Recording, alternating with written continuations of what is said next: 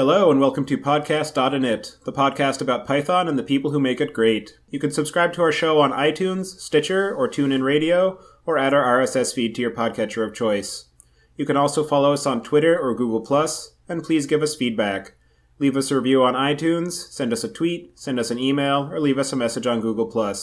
You can also leave a comment on the show notes on our episode on our site at pythonpodcast.com. I would like to thank everyone who has donated to the show. Your contributions help us make the show sustainable. For details on how to support the show, you can visit our site at pythonpodcast.com. I would also like to thank Hired, a job marketplace for developers, for sponsoring this episode of Podcast.init. Use the link hired.com/podcastinit to double your signing bonus. Linode is also sponsoring us this week. Check them out at linode.com/podcastinit and get a $10 credit to try out their fast and reliable Linux virtual servers for your next project. We are recording today on November 2nd, 2015, and your hosts as usual are Tobias Macy and Chris Patty, though Chris might join late today. Today we're interviewing Erik Tollerud about AstroPy. Erik, could you please introduce yourself? Hi, yes, I'm Erik Tollerud. I'm one of the coordinators of the AstroPy project. And how did you get introduced to Python? Well, I guess I started Python as an undergraduate student, actually, when I was doing an electronics course. Where I happened upon a software-defined radio project called the USRP, and it was after I spent a little bit of time just sort of fiddling around with it, I realized what you're really supposed to do is use this weird language called Python to program the radio, and that forced me to learn at least just enough Python to get along, and ever since then I've used it for essentially all my work. And what was the inspiration to create AstroPy, and what kinds of astronomical research can it be used for? Well, the inspiration to create AstroPy sort of came from the fact that 4 years ago, I guess now, 4 or 5 years ago, there had been a lot of discussion about the problem that there were a lot of little libraries to do a lot of standard things in astronomy. And all of these libraries were overlapping somewhat in functionality, mostly incompatible, each programmed by sort of one person who was writing it as they had the time. And this was clearly a huge waste of resources.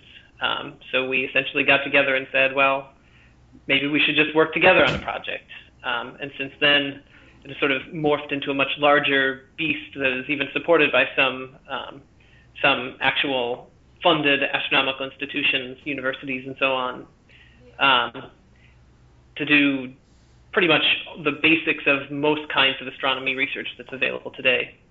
So it's sort of a underlying library, you might say. It's not aimed at at least the core part of it is not aimed at one specific type of AstroPy research. It's meant to be able to be the underpinnings of just about any kind of research. So that's interesting that the impetus for its creation wasn't just because somebody saw a need in the space and created a library. It was actually because too many people saw a need in the space and were creating disparate libraries. And so it sounds like AstroPy was created as a way to unify all of those and provide a common interchange format between them so that people could more easily plug in the bits that they actually needed without having to rewrite everything from scratch every time. Yeah, exactly. And also as a sort of a learning opportunity, because it was right around the time. So up until the last year or two, really, a lot of astronomy research is done using this programming language called IDL, which is sort of comparable to MATLAB, but is somewhat different in very subtle ways, but that is known almost entirely only by astronomers in certain key parts of the defense industry. And that was what a lot of astronomers did all of their day-to-day research in.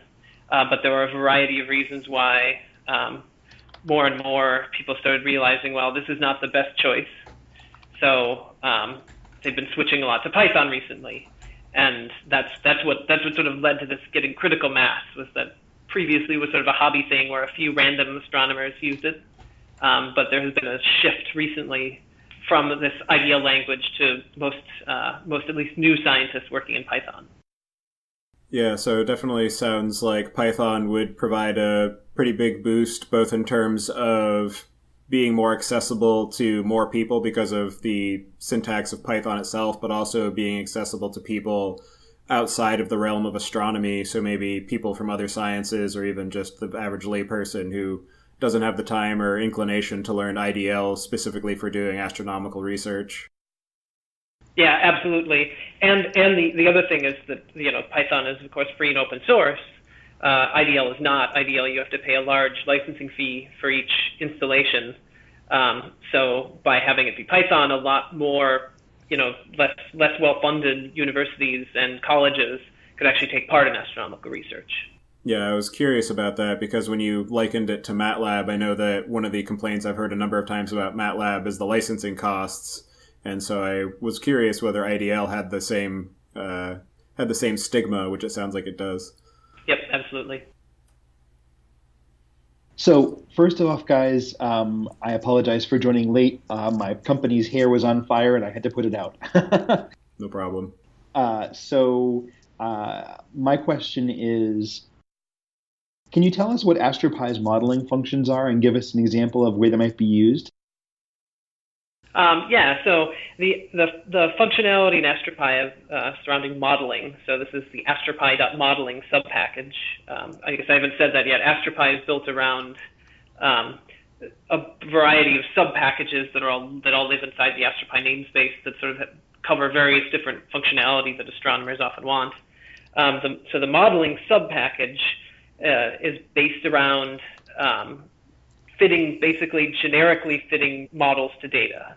So a more concrete example might be a spectrum. So you take the light from, say, a star, you pass it through a prism or a grating or something like that. You spread its light out on a CCD, and then you can see there are bright areas which correspond to, say, emission lines.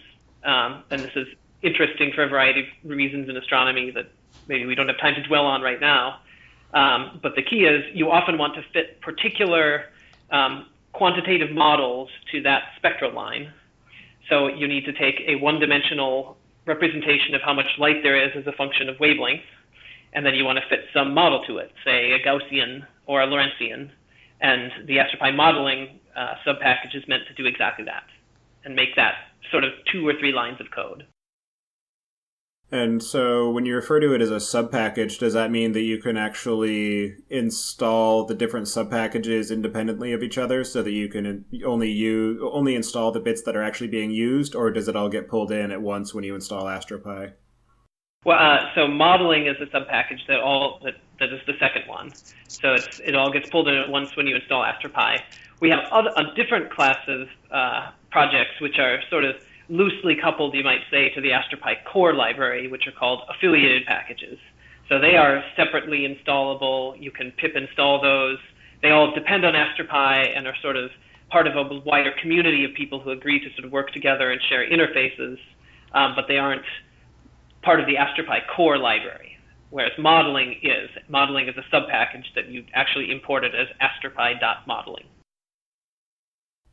And this leads into a question I have about, I know that in academia and a number of the hard sciences, there isn't as much of a focus of rigor put on the act of software engineering and managing libraries and dependencies and versioning, etc. So I'm curious if there are any considerations that you need to be aware of and that you had to account for when writing libraries like AstroPy for practitioners of the hard sciences that would be different if the target audience were software engineers. Oh, absolutely. This is probably the hardest thing of the whole project, is trying to sort of convince astronomers who are generally not terribly well versed in software. Many of them have had no formal education in software, even though probably 80 to 90% of everyone's job is either writing papers or writing code that goes into the papers they're about to write. Data analysis code. Yet easily half of them have no formal training at all in software and just had to sort of pick it up as they go along. This is common in a lot of the hard sciences, but it's particularly acute in astronomy because we're very software oriented. We generally a relatively small fraction of us work with actual lab apparatus. Most of us take data from a telescope and then spend months analyzing that, and that's all in the software. Yet many of us don't have formal software training. I do actually, but many astronomers do not. So we have to figure out how to write tools that are modern tools using modern techniques while still sort of hiding the more complex side of that. Like, for example, object-oriented programming.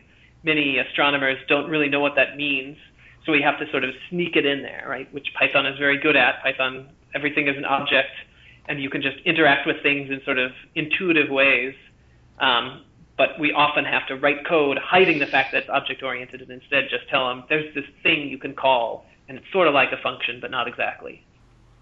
And so it sounds like the majority use case for AstroPy and its associated modules is going to be in more of an imperative script style approach as opposed to doing, like you said, OO or functional programming. It's a mix. So it's some like that. Recently, there's been a shift, I would say, because of the advent of the Ipython Notebook, which you may or may not be familiar with. Yes. You are familiar. Okay. So the Ipython Notebook has made it so that, it's sort of looks like a script, but it really is done. It's sort of in between a script and an interactive workflow. And this appeals to a lot of the way a lot of astronomers operate. And I think there's been a gradual shift more in that direction just in the last, again, couple of years. But it is true that for most astronomers, it's going to be more like a script or, sort of very loose sort of functional programming rather than anything more advanced or more complex than that. There are a few exceptions. Like I use object-oriented programming all the time, but that's, like I say, because I have the background to do it. And many astronomers just either don't have the experience or don't have the time to learn how to do that. Yeah, there's a project that I'm aware of who we're actually going to be interviewing next week called Software Carpentry that I know focuses on teaching academics and people in the hard sciences some of the best practices around software engineering, such as version control and some of the ideas around software design patterns. So it's definitely interesting talking to somebody who both works in the hard sciences and also maintains a library meant for that target audience, and hearing some of the challenges that go along with maintaining a library to make it usable and accessible to people who don't have that hardcore software background. Yeah, absolutely. And that's, like I say, that's one of the hardest things, is how to make it both, easier to maintain by using these more advanced organizational techniques and useful to people who know them, while still at the same time sort of softly falling back on more simple methods when it makes sense. That's it's a very difficult edge to walk along, but it's what we try to do. And you also mentioned Ipython Notebook, and I'm curious if there are any libraries or additional modules that provide any tighter integration between AstroPy and the notebook itself.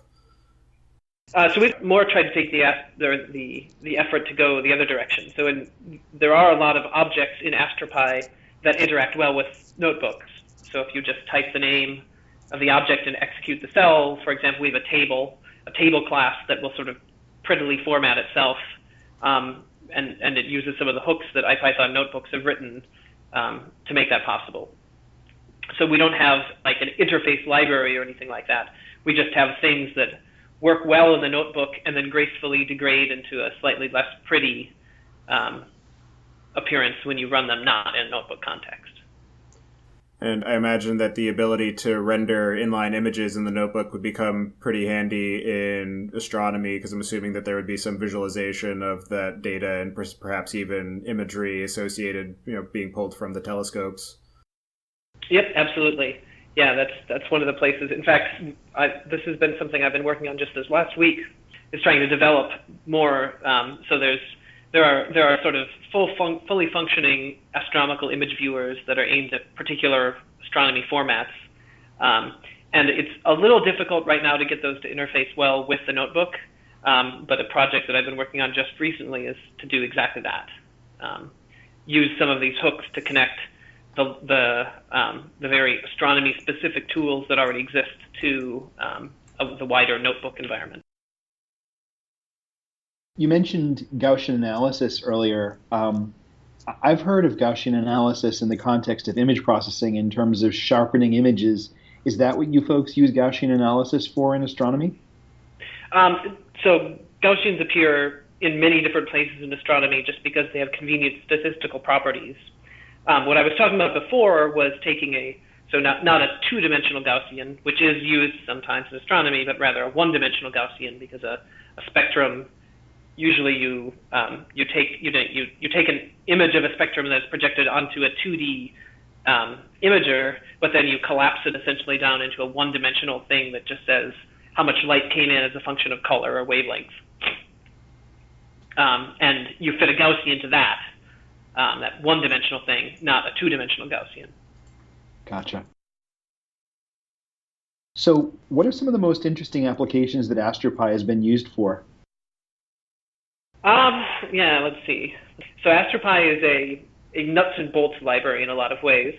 So, for example, some of the beautiful images you see on Hubble site of images taken by the Hubble Space Telescope have certainly been processed with either directly or someone who took those observations, planned those observations using AstroPy. But it's hard to. So AstroPy is very much a nuts and bolts library, so it's a little hard to say what a specific application is that AstroPy has been used for. It's sort of right. Most people who work in Python and do astronomy have used AstroPy a little bit here and there for some part of the process.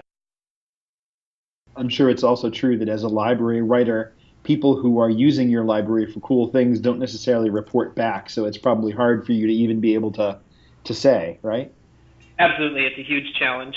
In academia, we have this extra problem that a lot of your career advancement in academia is driven by writing papers. And, especially in astronomy, which is not, even though we use software all the time, software is not necessarily thought of as being an integral piece of doing astronomy. You need people to cite it whenever they use AstroPy, and we're probably massively undercited, given how many people we know are using it relative to how many citations we've gotten. And that's the thing that gets you career advancement in academia in a lot of ways. And so are there open data sets that are available for people outside of academia to do analysis of astronomical data using AstroPy? Yes, absolutely. So there are some open data sets that are actually integrated into our tutorials website. So it's just tutorials.astropy.org. And there's a couple of those tutorials that just have data sets that we've put up there, basically, that someone has observed, say, the spectrum of a star. Actually, that's one of them, as I was mentioning earlier. Someone has observed the spectrum of a star, and they uploaded it onto one of our data server we're using. And when you run through the tutorial, you actually download that data set, and you process that data set using AstroPy tools. And there are many other kinds of open data that are available in astronomy, that some of which can be accessed directly from AstroPy, primarily through the AstroQuery affiliated package. There's something like 20 different tools that are part of AstroQuery that access 20 different places where you can download data. By and large, it's mostly open. This is sort of the culture in astronomy, that most data that gets taken after a certain period of time, usually 18 months, maybe 2 years, becomes open so that anyone can use it at any time.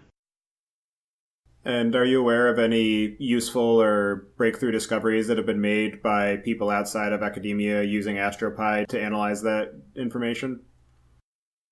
So that goes back to the same problem before of almost certainly yes, but it's a little hard to tell.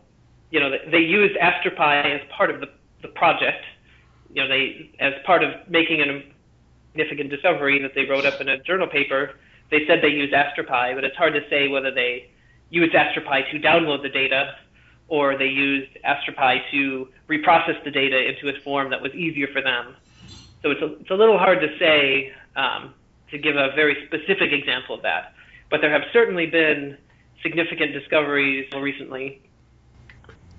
Could you please tell us about AstroPy's virtual observatory capabilities? Sure. So the virtual observatory is a very specific thing. So virtual observatory is a standard that was developed by an international consortium of organizations that do astronomy, basically. And AstroPy provides, and they set a bunch of standards essentially to how to access astronomy-specific data sets, right? Like a specific standard way to download spectra of stars, for example, since that was the example I was giving before. And AstroPy essentially provides an interface layer that lets you use those standards.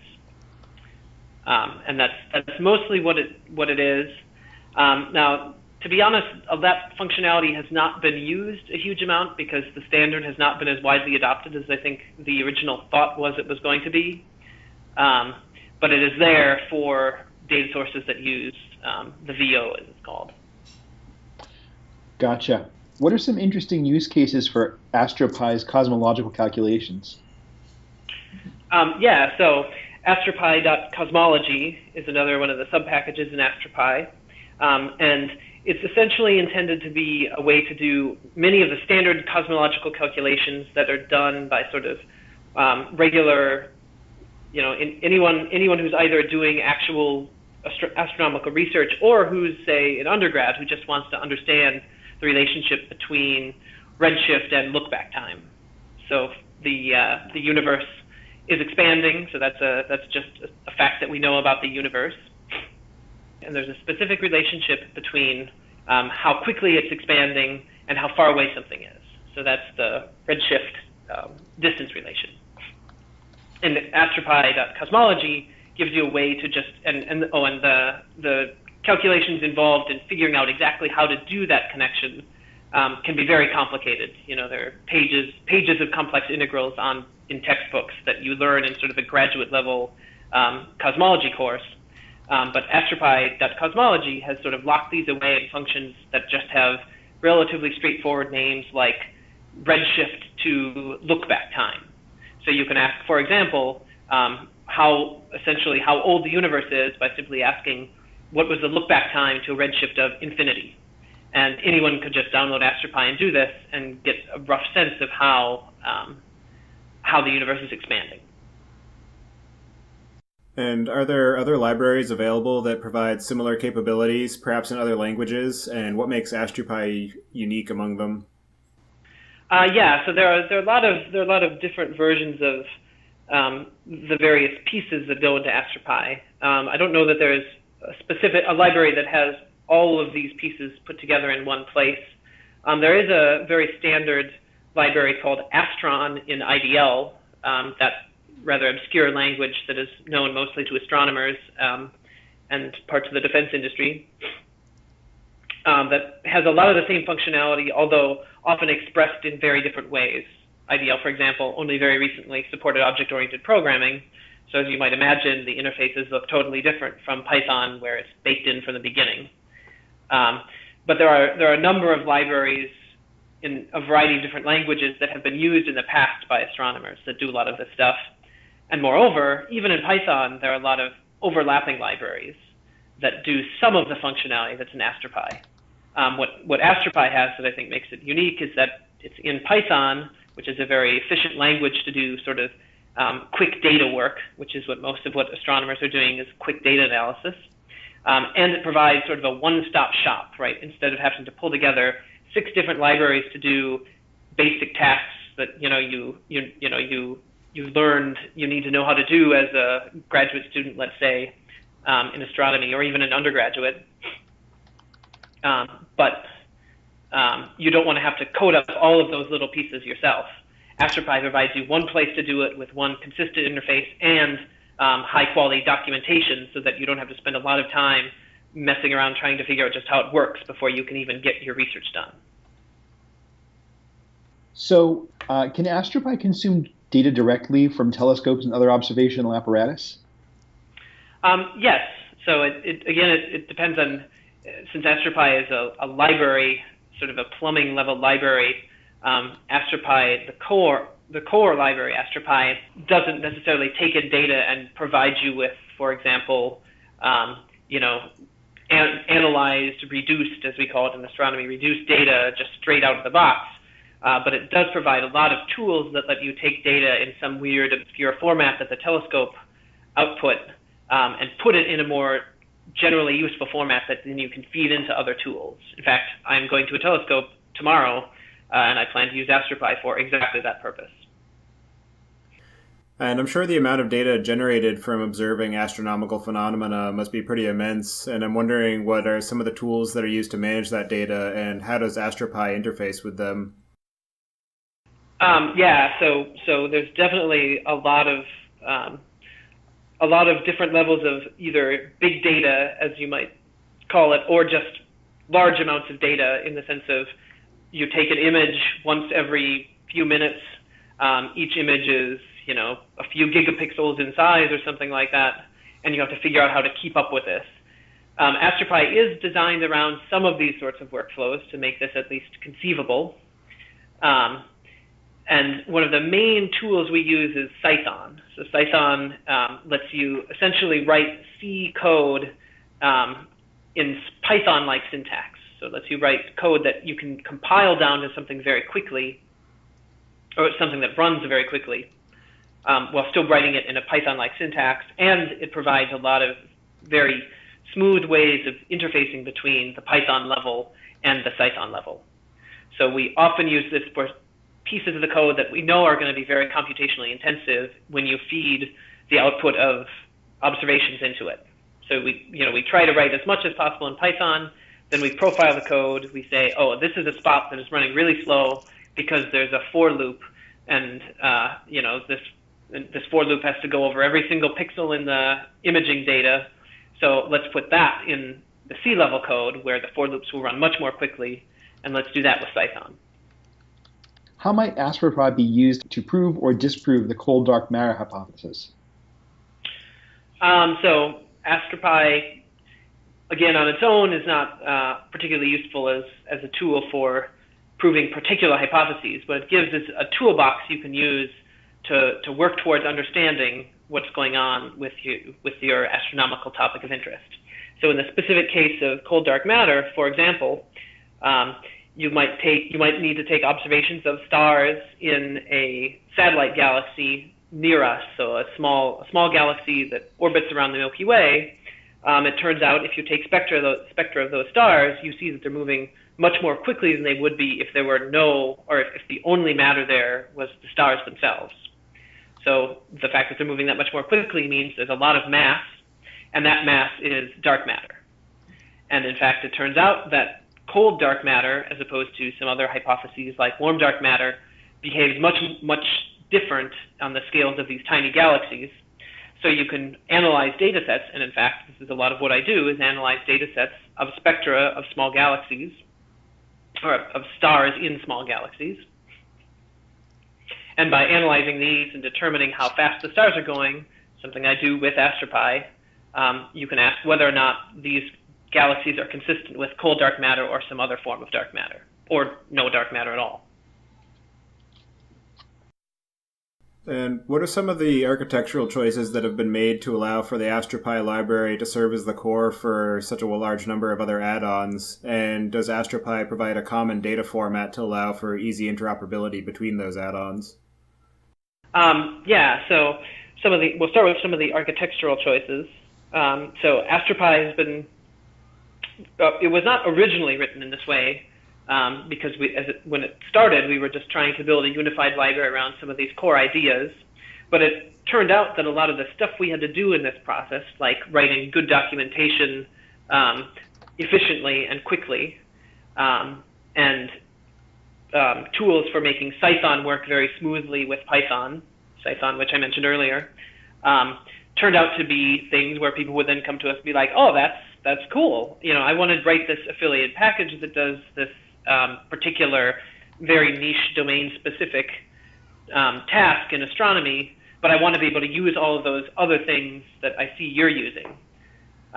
So what we ended up having to do is sort of take those pieces and separate them out into a different package, which we call AstroPy helpers, that can be installed separately from AstroPy and can be used either alongside AstroPy or just by itself as a way to make it easier for these other packages to write code that looks very similar to AstroPy code, so that when someone else comes along and wants to contribute or work on the code, they recognize this being similar to the kind of code they've seen before. So that's sort of the main architectural choice that's made the difference, is that we try to share both code style and sort of code support tools like testing, documentation, and compilation when quality or when fast code is needed. Right, so those are the key architectural pieces. Another level that fortunately can be somewhat separated from that is common data formats. So this is one of the main things that AstroPy is trying to do. So for example, we have a class that is meant to represent celestial coordinates. You want to know where that star is in that spot in the sky and that galaxy is in that other spot in the sky.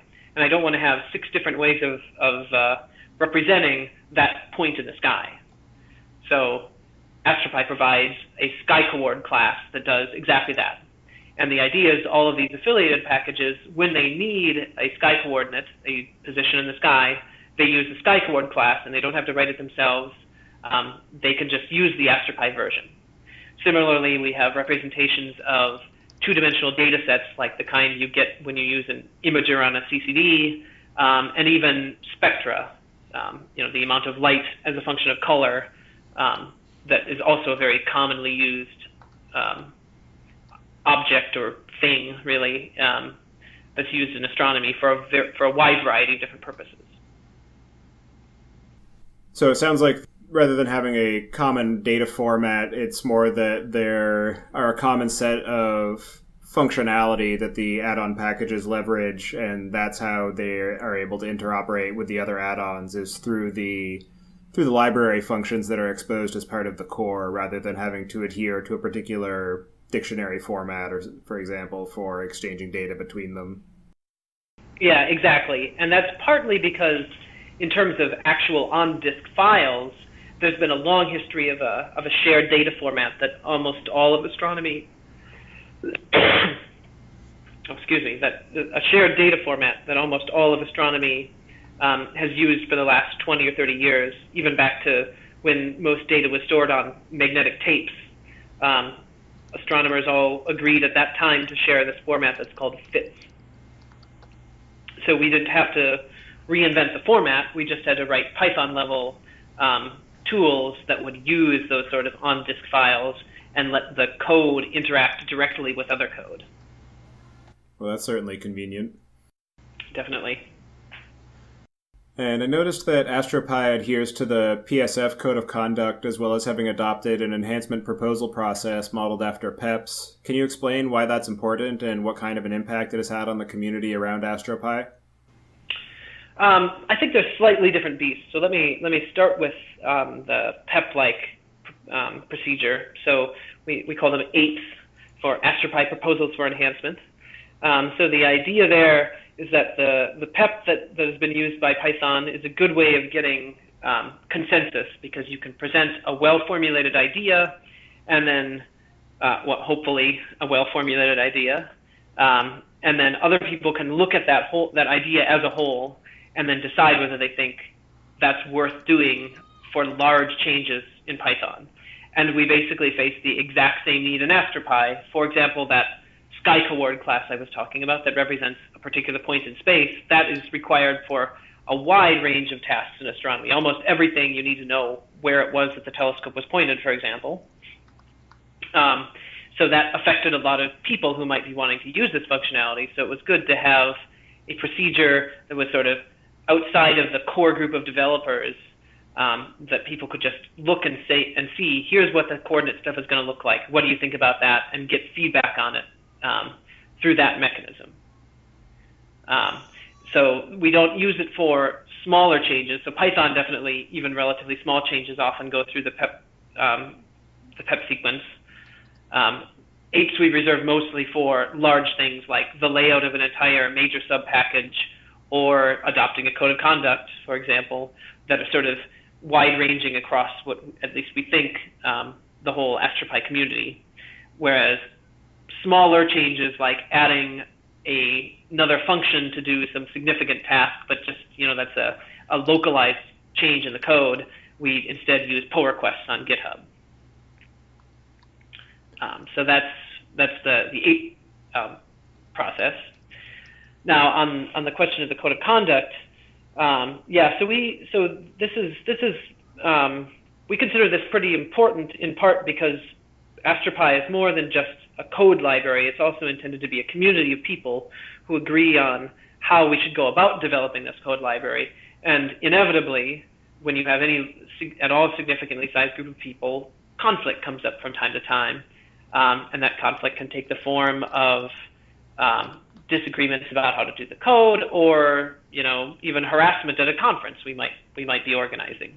And we wanted to make sure at the very beginning that we had a clear set of standards that we could all agree on, so that if problems did come up, we could address them immediately. We could say, look, you just sort of did something we kind of thought was sketchy, but rather, look, there is this code of conduct, you agreed to it, and you violated it.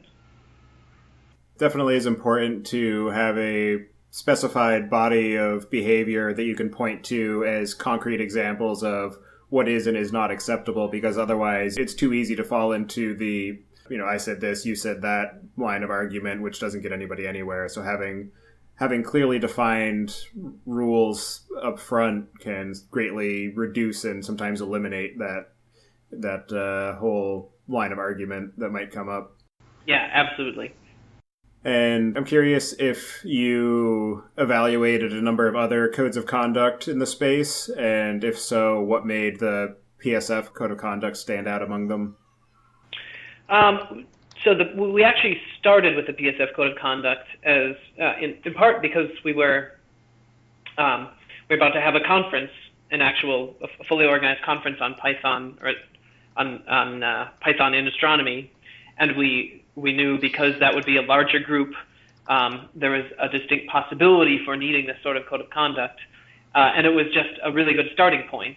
And what we ended up doing was starting from the PSF code of conduct as one that was fairly relevant for us as a group of Python coders, and actually had a whole session at the conference on sort of crowdsourcing, you might say, the code of conduct. And the code of conduct we now use, that's listed on the AstroPy website, came out of this, what we call an unconference session, actually, where a lot of the people involved at the conference helped write it, had a lot of discussion about what we thought were the important elements and which were relevant for us and which weren't, given that we were both astronomy and Python instead of just one or the other. Yeah, it's definitely valuable to have that kind of feedback and buy-in during the process of creating the code of conduct, because then you don't have a single person or a small group of people saying this is how the code of conduct has to be, and it's actually buy-in from the whole community, which greatly reduces the amount of pushback that you would get if it needs to be employed, because you can point to it and say, hey, we all agreed on this, everybody worked together, as opposed to somebody arguing, oh, well, I didn't agree to it, it's just something that was imposed upon me. So that definitely seems like it would greatly improve the effectiveness of it. That's what we hope. So are there any questions that we didn't ask that you think we should have, or any other topics around AstroPy that you would like to bring up before we move to the picks? Oh, I would like to mention one piece of functionality that I think is important in AstroPy that I haven't had a chance to talk about too much here, and that's the units package. So what units basically does is provide a way to associate a physical unit like kilometers or minutes or any sort of physical quantity, energy, with a number or a NumPy array. And this has turned out to be an extremely valuable tool for astronomy, certainly, but in fact, as we've talked to other members of other communities that are sort of allied, like physicists who use this, Python, for example, it turns out this is something that a lot of people want. And I think it's worth considering. We haven't made a firm decision on this yet, but it's worth considering whether or not our units package should be separated out of AstroPy to be shared with the wider community, and moreover, whether we should have a larger effort to agree on one units package that does the same sort of stuff that the AstroPy units and quantity packages do. Yeah, that definitely sounds like it would be immensely valuable for anything that's doing experimentation or analysis on physical quantities.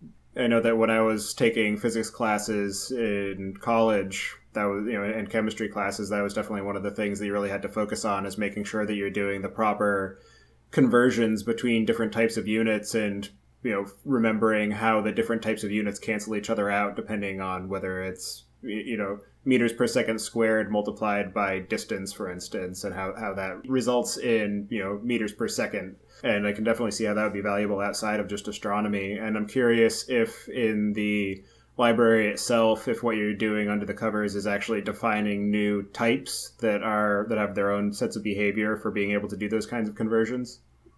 Yeah, they're basically classes that inherit from the NumPy array class, the ND array, I guess it's called. So that's how they work under the hood, but they don't really have to. It's more sort of defining an interface. And there are some people who've, sort of hacked around on it. I don't think any so far public packages, but who've shown that you can basically get away with using some of that machinery to describing this combination of a physical quantity and a number or an array of numbers. And that makes it both an interface, a way to connect different codes written by different people, maybe in very different communities, and a powerful tool for doing exactly what you just said, actually keeping track of your units and not having to worry yourself about exactly what is the conversion from, feet to kilometers or something like that. Very interesting. So is there anything else that you'd like to bring up? No, nothing's coming to mind. Well, with that, we will move into the picks. And for my first pick today, I'm going to choose the Open Culture account on Twitter. It's a Twitter feed that just has a lot of really interesting content. So one of the things that they listed today was it had a brief article and a link to recordings of readings of all of C.S. Lewis's Chronicles of Narnia. There are a few things having to do with Frida Kahlo and some of her work, and it's just a lot of really interesting bits of popular culture from, within the last century or so that you can gain free access to. So a lot of really good content there, definitely worth following. Another project that I've been using for a little while is a Chrome plugin called Citizen X, and what that does is it will actually analyze the sites that you visit, and based on where each of the different companies or sites are located, it will calculate your algorithmic citizenship. So, for instance, if you're viewing a lot of sites that are based out of Germany, then it will calculate your primary algorithmic citizenship as being in Germany or the United States, for instance, and it will actually show you the breakdown of where each of the different sites are located and what your percentage is in terms of your citizenry. So definitely an interesting view of data in terms of how we actually use the web. And my last pick today is a Python library called piprot, which you pass it your requirements.txt files, and it will actually call out to the Python package index and determine how far out of date all of your installed libraries are, and show you what the most up-to-date versions are. So, for instance, if all you're looking to do is run through all of your dependencies and pin new versions, new updated versions in your requirements.txt, then piprot gives you an easy way to do that. And with that, I will pass it to you, Chris. Okay, since I'm kind of running around like a chicken with my head cut off, today I'm going to keep my picks simple. I'm going to do a podcast trifecta. My first pick is an excellent podcast. It's called The Illusionist. It's part of that Radiotopia group that 99% Invisible that I've gushed on about ad infinitum started. And this is this very, very witty, funny Britisher lady talking about language in really, really amusing ways. It's short, it's edifying, it's interesting, and it's incredibly entertaining. I recommend it. My next pick is a podcast called Criminal, and pardon me, that is a podcast about the law and the people who break it, but from a really interesting perspective. Yeah, I'll leave it at that, but it's definitely not your average sort of, criminals are bad, okay, perspective. It's definitely very thought-provoking. Again, short and easy listen. And my third pick is a bit more in-depth and a bit more intense. It's called Hardcore History. and it means what it says.